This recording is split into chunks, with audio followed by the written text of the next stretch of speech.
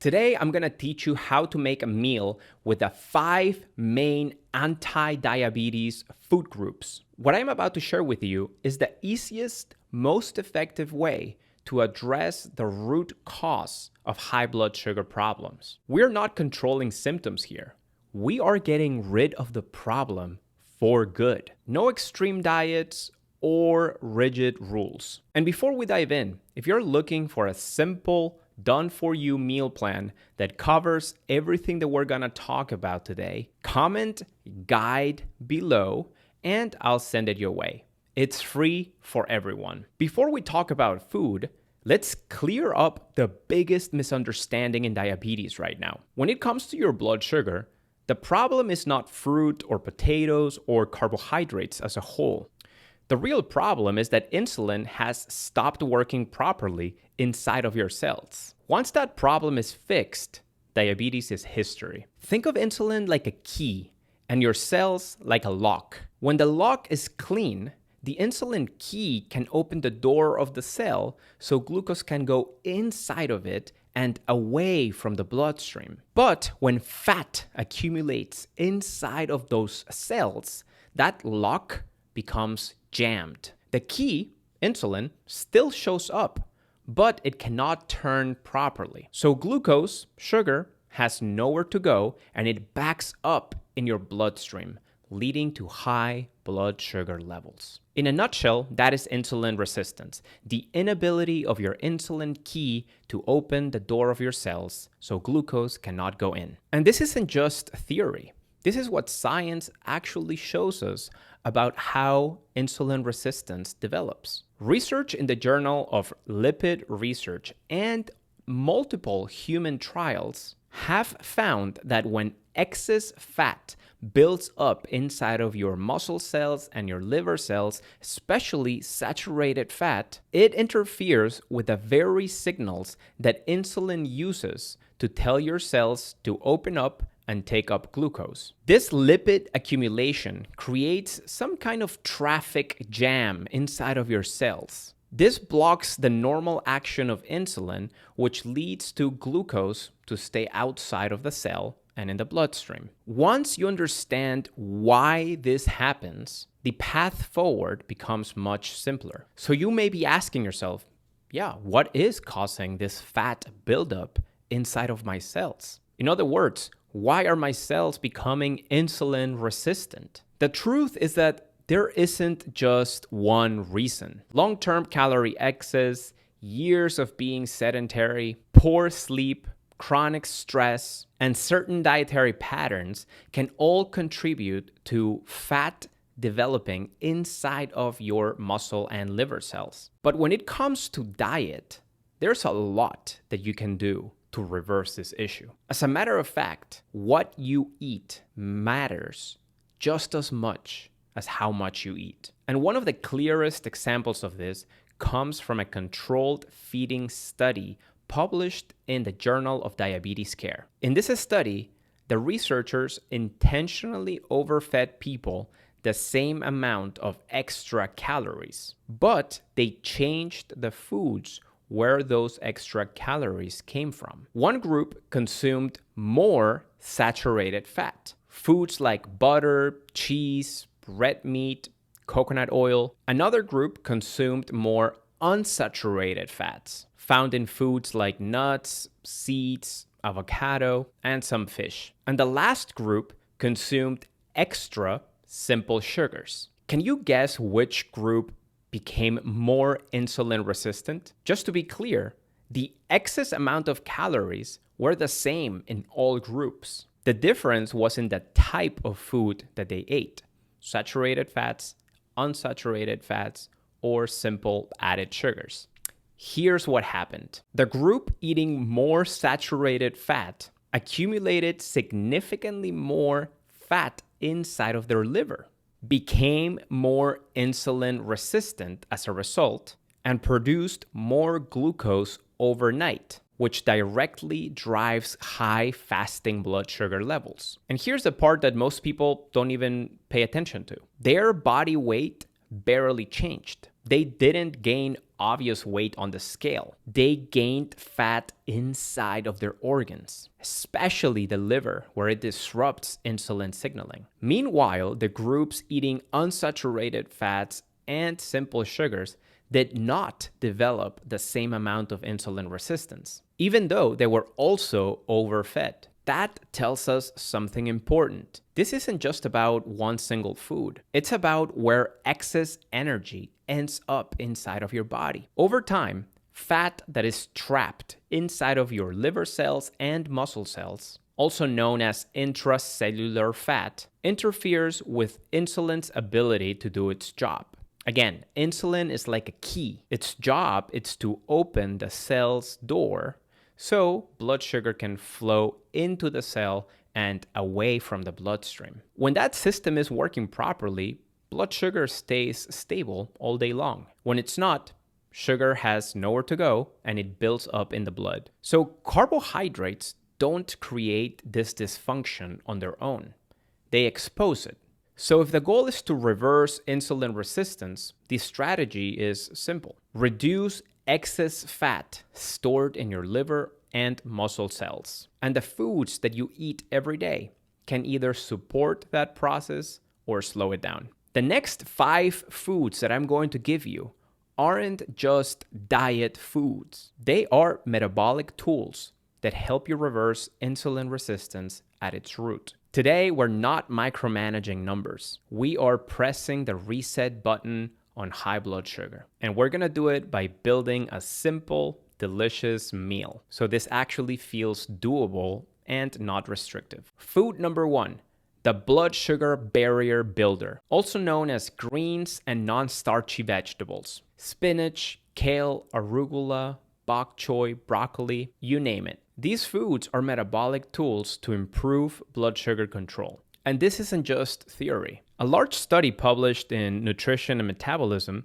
analyzed dietary patterns from over 24,000 US adults and found something very consistent. People who regularly ate more dark green, non-starchy vegetables had a lower risk of metabolic syndrome, which is a cluster of problems that includes high fasting blood sugar, abdominal fat, high blood pressure, and high cholesterol. This matters because the metabolic syndrome is essentially insulin resistance showing up in multiple systems of the body. Eating more greens equals less risk. Now, this study doesn't prove cause and effect, but it tells us where to look. Here's what we know from human physiology. First, vegetables slow down how fast glucose enters the bloodstream. The fiber in non-starchy vegetables adds bulk and structure to your meal.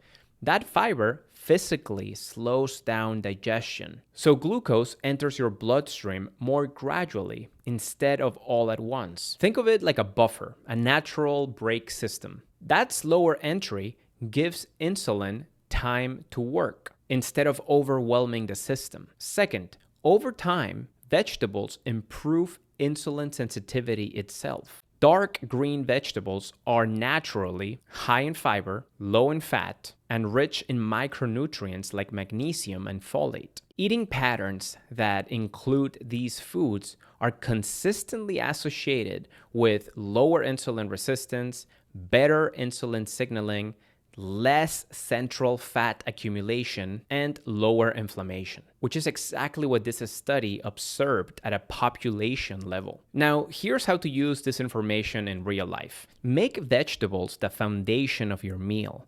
A handful of spinach, a layer of broccoli, and half the bowl is filled before anything else goes in. You're not restricting food.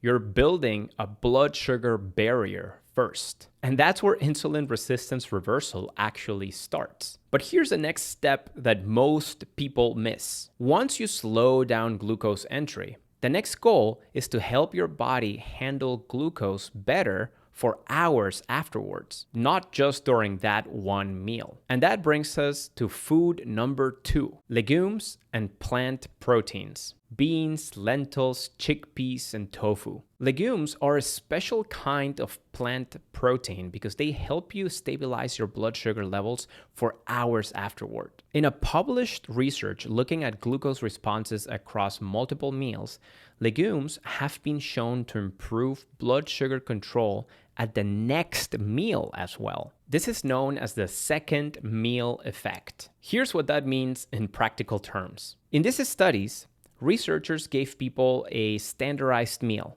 same calories, same carbs, same fiber, and the only thing that changed was what they ate earlier in the day. When legumes were eaten at breakfast or lunch, blood sugar levels were lower at dinner. When legumes were eaten at dinner, blood sugar levels were lower the following morning, even though breakfast was exactly the same. So the improvement didn't come from the next meal, it came from the previous one. That's powerful. The research shows this happens because legumes are rich in soluble fiber and resistant starch. Those fibers are fermented by gut bacteria into compounds called short-chain fatty acids. Those compounds travel into your liver and muscle cells, where they improve insulin signaling, sometimes for many hours after eating that meal. This is one of the reasons why legumes don't only just work in the moment. They improve how your body uses glucose later. Legumes are also naturally very high in fiber, very low in saturated fat, and extremely filling. Now, here's an important reassurance. If beans are spiking up your blood sugar levels right now, it's not the fault of the beans. It doesn't mean that beans are bad for you. It means that your cells, your glucose sink, is still clogged. And this way of eating over time reverses the root problem. And as insulin sensitivity improves, legumes often become one of the most blood sugar stabilizing foods that you can eat. And that's truly the goal here, not to avoid carbohydrates, but to restore the ability to handle them correctly. Now, before you ask, do I have to eat only plant proteins, or can I also eat some animal products? The answer is no, you don't have to eliminate animal protein. Lean options like fish and poultry can fit into a diet that helps you reverse insulin resistance. What matters the most is not whether a protein is plant or animal. It's whether your overall plate stays high in fiber and low in saturated fat. This is exactly what we see in large bodies of research on dietary patterns like the Mediterranean diet, which is consistently associated with higher insulin sensitivity and better blood sugar levels. This way of eating emphasizes vegetables, legumes, whole grains, olive oil, and lean proteins, while keeping foods high in saturated fats like butter, cheese, and red meats or processed meats low. So when you're choosing protein, the goal is simple: favor leaner sources, keep saturated fat low, and support the plate with fiber-rich foods. Which brings us to food group number 3, whole grains, such as oats, barley, quinoa, millet, or buckwheat. Many people blame whole grains for their blood sugar problems, despite decades of evidence showing the opposite. The confusion comes from lumping whole, complex carbohydrates together with refined carbohydrates, such as white flour and added sugars, which behave completely different inside of your body. As a matter of fact, in a published review of controlled human feeding trials, researchers found that eating intact whole grains like brown rice significantly reduced the rise in blood sugar after a meal when compared with refined grains like white rice. So why do whole grains help? First, they digest slowly. The intact structure of the grain, the bran, the endosperm, and the germ, slows down the rate at which carbohydrates are broken down into glucose. This means less of a blood sugar elevation and a smoother rise and fall. Second, they deliver fiber. Unlike refined grains, whole grains keep their fiber. That fiber helps slow down digestion, feed the beneficial gut bacteria, and support the production of short-chain fatty acids, which help you improve insulin sensitivity. This matches what human trials have shown for decades. People who increase their intake of whole grains tend to have lower fasting glucose levels and better measures of insulin sensitivity compared with diets dominated by refined grains. Of course, whole grains are more effective when they are part of a plate that is high in fiber and low in saturated fat, like we've been building in this video. That means oats instead of instant oatmeal, barley or quinoa instead of white rice, brown rice instead of flour pasta, sprouted bread instead of white bread, and so on. When these grains are prepared in their minimally processed form, the glucose response after eating them is noticeably better. So, whole grains don't harm blood sugar when you pair them with vegetables and legumes, when you choose intact grains over refined flours, when you keep your portions reasonable, and when you support them with lean proteins and high fiber foods. That's the reason why populations with the lowest rates of type 2 diabetes consistently have the highest intake of whole grains in their traditional diets. And this brings us to an important transition. Food number 4, starchy vegetables. Potatoes, sweet potatoes, corn, squash, beets, you name it. There's no planet out there in which these are considered bad carbs. And this is also another area where context matters. In a large US population study published in Nutrition and Metabolism, researchers separated vegetables into starchy and non-starchy categories and looked at their relationship with metabolic health. What they found was nuanced and important.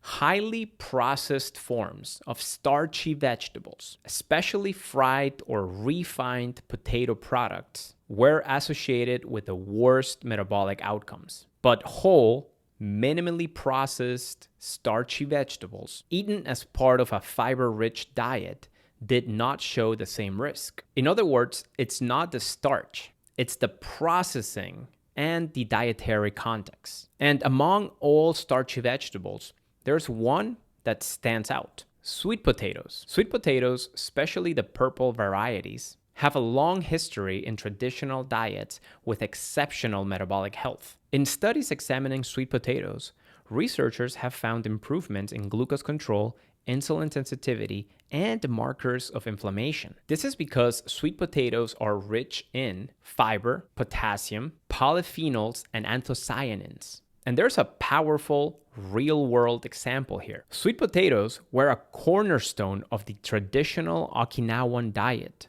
one of the world's most studied blue zones, known for extraordinary longevity and very low rates of type 2 diabetes. In that context, sweet potatoes were not eaten with butter, sour cream, or added sugar. They were eaten as whole foods alongside vegetables, whole grains, legumes, in a diet low in saturated fat. That combination supported better glucose regulation, lower inflammation, and protection against age-related metabolic disease, which is exactly the pattern that we're building here. So starchy vegetables aren't something to fear when they are whole, minimally processed, paired with fiber-rich foods, and eaten in a low saturated fat context. This is not about eliminating carbohydrates. It's about restoring your body's ability to handle them well. And food number 5, whole fruits, which deserves its own section because fruit is one of the most misunderstood foods in diabetes care. People often think fruit equals sugar, hence it must be bad for diabetes. But the evidence tells a completely different story. In a large prospective study published in the BMJ, researchers followed thousands of people over many years and found that higher whole fruit intake was associated with lower risk of developing type 2 diabetes. People who ate more whole fruits like berries, grapes, and apples had significantly less diabetes risk than those who ate less. Important, this was whole fruit, not juices. Other meta-analyses also show that each additional daily serving of whole fruit is associated with a modest but consistent reduction in diabetes risk, even after adjusting for body weight and other lifestyle factors. So why does this happen? Well, fruit comes pre-packaged with fiber that slows down glucose absorption, water that adds volume without added calories, antioxidants, polyphenols, and phytonutrients that support metabolic pathways, and zero saturated fats. But if there's one category of fruit that deserves special attention, it's berries. Research on berry consumption shows that eating berries, whether fresh, frozen, or dried, improves post-meal glucose and insulin profiles in healthy adults and people with insulin resistance or metabolic syndrome.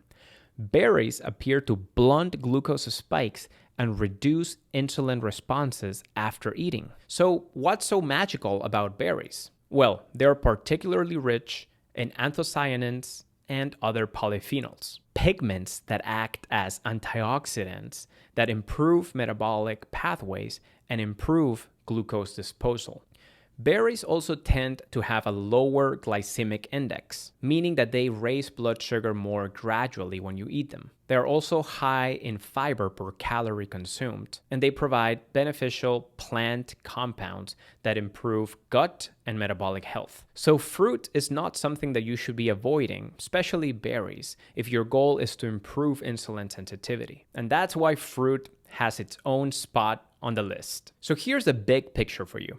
When you consistently eat in a way that's high in fiber, low in saturated fat, and built around whole, minimally processed plant foods, you're no longer chasing blood sugar numbers. You are addressing insulin resistance at its root. That means less fat trapped inside of your liver and muscle cells, better insulin signaling at a cellular level, lower overnight glucose production by your liver, and more stable energy throughout the day. Blood sugar improves not because you are being good, but because the biology finally starts working the way that it's supposed to. Don't just guess what to eat. Comment guide below and I will send you 3 meal plans to choose from that reverse insulin resistance and stabilize blood sugar levels. No need to be fully plant-based, so we have included everything in these high fiber, low saturated fat recipes.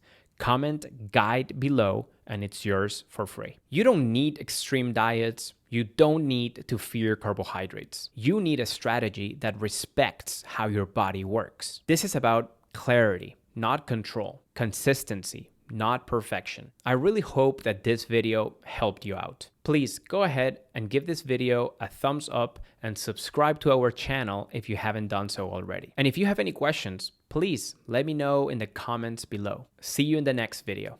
Take care.